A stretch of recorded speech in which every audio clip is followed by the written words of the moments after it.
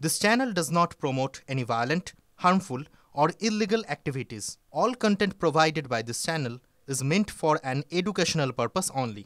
26-এর আগে এসআইআর আবহে মতুয়াদের নিয়ে এবার রাজনীতি। ঘোলা জলে মাছ ধরতে নেমে পড়েছেন রাজনৈতিক নেতারা। সরকার থেকে বিরোধী সব পক্ষেরই একটাই বার্তা, আমি তোমাদেরই লোক। ইতিমধ্যে মতুয়াদের আন্দোলন মঞ্চে গিয়েছে বাম, কংগ্রেস, এবার ময়দানে নেমে পড়ল তৃণমূল কংগ্রেস। গতকাল মমতা বালা ঠাকুরের সঙ্গে ফোনে কথা বলেন অভিষেক বন্দ্যোপাধ্যায়। আজ অনশন মঞ্চে গেলেন স্নেহাশিস চক্রবর্তী, শশী পাঁজা, তন্ময় ঘোষ।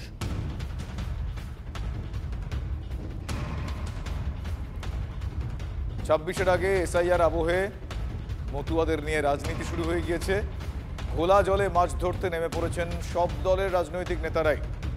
সরকার থেকে বিরোধী সব পক্ষেরই এই মুহূর্তে এই বার্তা দেওয়ার চেষ্টা, আমি তোমাদেরই লোক। ইতিমধ্যে মতুয়াদের আন্দোলন মঞ্চে বামেরা গিয়েছিল, কংগ্রেস গিয়েছিল, এবার তৃণমূল কংগ্রেসও ময়দানে নামলো। গতকাল মমতা বালা ঠাকুরের সঙ্গে ফোনে কথা হয় অভিষেক বন্দ্যোপাধ্যায়ের।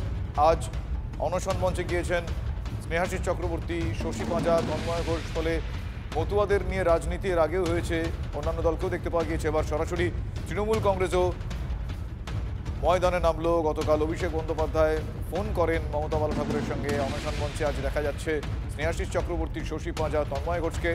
26-এর নির্বাচনের আগে মতুয়া ভোটে এই মুহূর্তে দড়ি টানাটানি চলছে।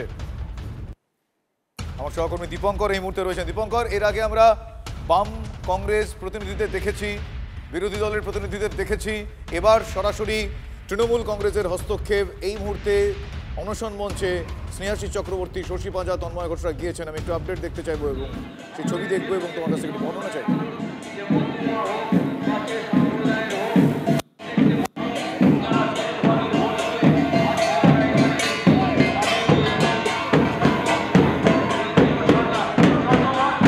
সরাসরি দেখাচ্ছি স্নেহাশিস চক্রবর্তী, শশী পাঁজা, তন্ময় ঘোষ, তারা এই মুহূর্তে অনশন মঞ্চের দিকে এগিয়ে যাচ্ছেন। গতকালই মমতা বালা ঠাকুরের সঙ্গে ফোনে কথা হয় অভিষেক বন্দ্যোপাধ্যায়। আজ অনশন মঞ্চে এই মুহূর্তে পৌঁছলেন স্নেহাশিস চক্রবর্তী, শশী পাঁজা, তৃণমূলের অন্যান্য নেতাকর্মীরাও রয়েছেন।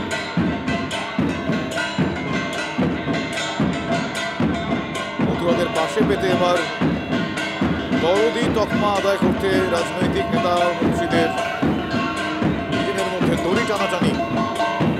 কার দিকে যাবে মতুয়া ভোট, এ প্রশ্নের উত্তর খুঁজতে তাদের এই পদক্ষেপ। আপনাদের ছবি দেখালাম কিছুক্ষণ আগে। আমি দীপঙ্করের কাছে গিয়েছিলাম, কিন্তু দীপঙ্কর এই ছবি দেখানোর জন্য আমি একটু দর্শকদের সেই ছবিটা বর্ণনা করছি। তোমার কাছ থেকে জানতে চাইবো যে এই মুহূর্তে তারা সেখানে রয়েছে, একটু লাইভ বর্ণনা চাই। দেখো, এখন এই মুহূর্তে শশী তারা আসলেন মূলত যে নাগরিকতা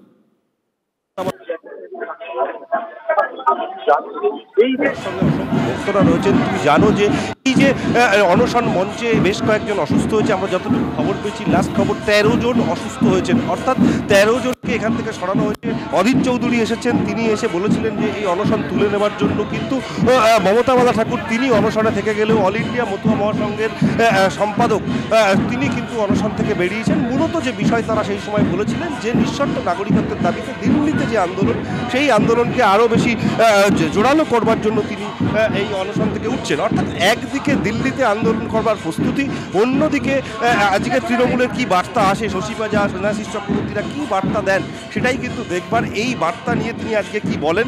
একদিকে মমতা বালা ঠাকুর, তার সঙ্গে আমরা সকাল থেকে কথা বলেছি, তিনি কিন্তু একদম বলছেন যে যতক্ষণ না পর্যন্ত এই নিঃশর্ত নাগরিকত্বের কথা তাদের কাছে মানা হবে বা কেন্দ্রীয় কোনো প্রতিনিধির বক্তব্য আসবে বা নির্বাচন কমিশনের কোনো বক্তব্য হবে, ততক্ষণ পর্যন্ত তারা এই অনশন কর্মসূচি চালিয়ে যাবেন।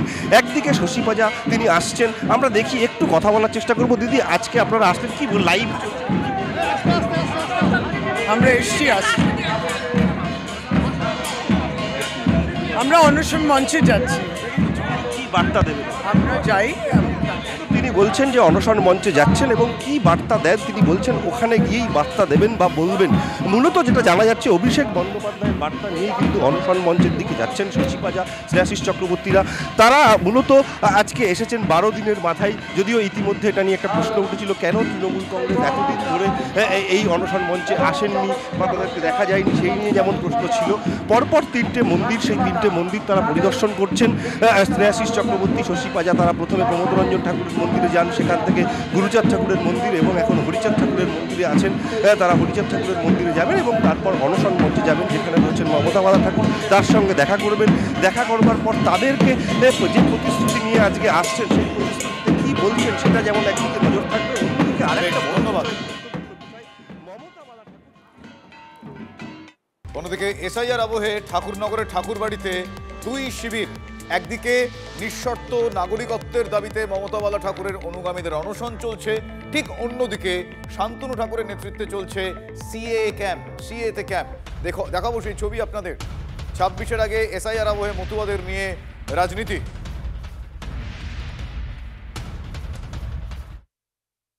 এসআইআরকে কেন্দ্র করে ফের একবার উত্তপ্ত ঠাকুরনগর ঠাকুরবাড়ি। একদিকে সুব্রত ঠাকুরের নেতৃত্বে সিএ ক্যাম্প, সেখানে মানুষজন আসছেন, তারা কাজ করছেন। অন্যদিকে শান্তনু ঠাকুর ওই নাট মন্দিরে সিএ ক্যাম্প চালাচ্ছেন, যেখানে মাইক বেঁধে প্রচার করা হচ্ছিল। মাইক বাঁধা হয়েছে নাট মন্দিরে, সেটা কেন তাই নিয়ে প্রশ্ন যেমন রয়েছে। উল্টো দিকে মমতা ঠাকুর অনশন করছেন এবং এই অনশন মঞ্চের মাইক বাঁধা হয়েছে গুরুচাঁদ মন্দিরে। মন্দিরে কেন মাইক বাঁধা হয়েছে এই নিয়ে প্রশ্ন তোলা হয় শান্তনু ঠাকুরের ক্যাম্প থেকে।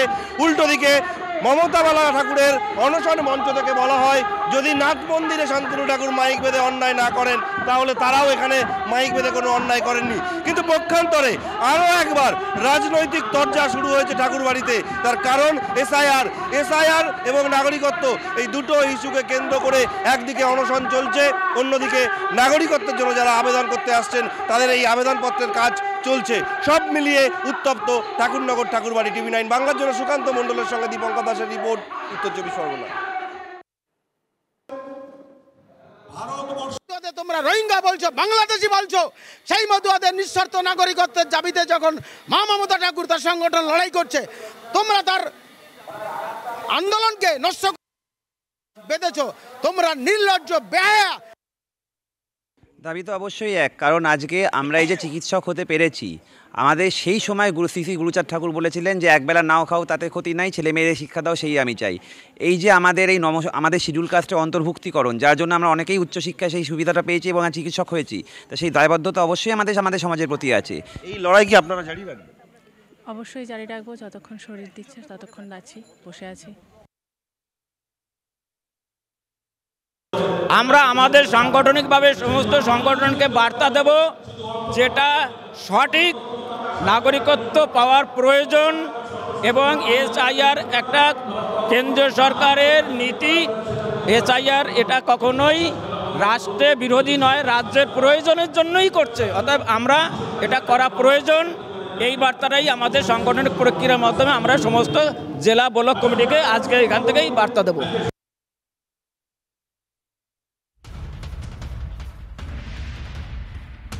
রাজনৈতিক নেতারা এই বিষয় নিয়ে কি বলছেন, তাদের এই মুহূর্তে কি দাবি একবার শোনাবো। বিসিআরকে বলবো পরপর তাদের বক্তব্যগুলো শোনাবে।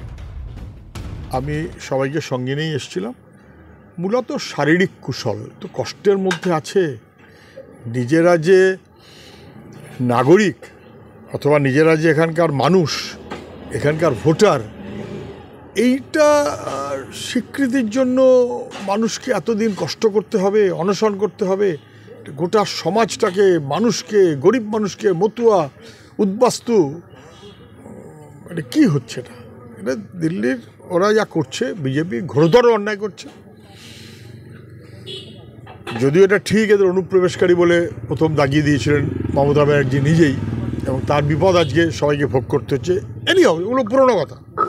আমি শুধু বলেছি যে যে যার দলমত যা পারে করুক, কে কাকে ভোট দেবে তাদের ব্যাপার, কিন্তু ভোটের অধিকার কেড়ে নেবার এই প্রচেষ্টা আমরা ঘৃণ্যভাবে বিরোধিতা করছি। সেই কারণে আমি এসেছিলাম, শারীরিক কুশল খোঁজ নিয়েছি। মমতা বালা ঠাকুর এমপি তিনি সহ সবাই ছিলেন, আমার সাথে সৌজন্য বিনিময় করেছি, বলেছি যে কোনো প্রয়োজন হলে আমরা আছি। বাম কংগ্রেস আশ্রয় খুঁজছে মতুয়া ছাতার তলায়। কারণ টিএমসি মমতা ব্যানার্জি মতুয়াদের ব্যবহার করে ক্ষমতায় এসেছিলেন, কিন্তু বুঝতে পেরেছেন যে মতুয়ারা তাদের জন্য কেউ কিছু করেনি। নাগরিকত্ব দেওয়ার ব্যাপারটা আমরাই বলেছি এবং আমরাই আইন পাস করিয়েছি। আর যাতে এসআইআরে তাদের ভোটার হিসাবে থাকতে পারেন তার জন্য প্রভিশন আছে। কিন্তু যারা তাদের জন্য কিছু করেনি, মতুয়া সমাজ উদ্বাস্তুদের জন্য, তারা এখনও তাদের বিরুদ্ধেই কাজটা করছে। তখন তাদেরকে নাগরিকত্ব নিতে অস্বীকার করেছে, কোনো কিছু করেনি ক্ষমতা থাকত, এখনও তাদেরকে ভড়কাচ্ছে। কিন্তু দেশের আইনের মধ্যে সবাইকে থাকতে হবে। পার্লামেন্টে এটাকে তাদের সামনে তুলে ধরুক এবং যেভাবে আমাদের সমস্যা মেন হচ্ছে, আমাদের সবথেকে বড় হচ্ছে যে সুপ্রিম কোর্ট যেটা বলেছে যে আধার কার্ডটা মাস্ট করুক। বৈধ যারা আছে, যেটা তৃণমূল কংগ্রেস আমার পার্টিও সেটা বলছে, দিদিও সেটা বলছে, অভিষেকও সেই একই কথা বলছে যে যারা বৈধ আছে তাদের জন্য ভোটটা না কাটা যায়। আমরাও সেটাই চাইছি যে সেটা যেন না, এটাকে নিয়ে আরও বৃহত্তর আকারে যাতে আমরা দিল্লির বুকে করতে পারি সেটা আমরা আলোচনা করব।